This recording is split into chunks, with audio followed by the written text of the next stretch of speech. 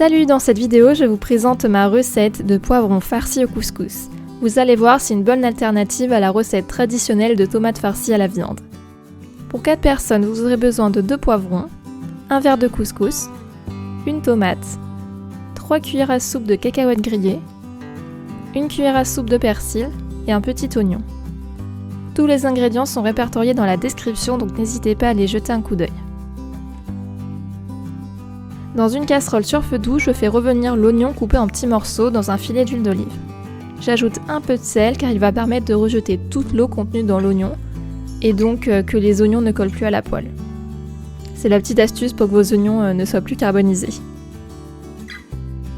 Lorsqu'ils sont transparents, je peux éteindre le feu et je verse le verre de couscous auquel je rajoute son volume en eau bouillante, soit un verre.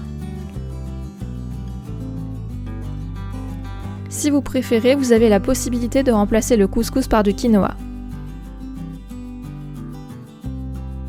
Je mélange et je couvre pour que ça gonfle environ 5 minutes. On sait que le couscous est prêt quand il a absorbé toute l'eau et qu'il a quasiment doublé de volume quand on le mélange. J'y ajoute ensuite les cacahuètes, le persil et la tomate préalablement coupée en dés. C'est selon les préférences de chacun, donc mettez vraiment ce que vous voulez, comme par exemple des champignons, des raisins secs ou encore de la menthe. Je mélange avant de venir remplir de farce les demi-poivrons que j'ai préalablement lavés et évidés. Pour les gourmands, vous pouvez parsemer d'un peu d'emmental râpé sur le dessus. Je les enfourne pendant environ 25 minutes à 180 degrés. Ce qui est vraiment trop bon dans la recette, c'est que le dessus du couscous a grillé, donc il croustille légèrement et ça apporte de la variété dans les textures.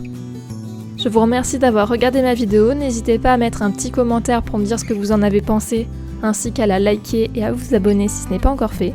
Je vous dis à bientôt pour la prochaine.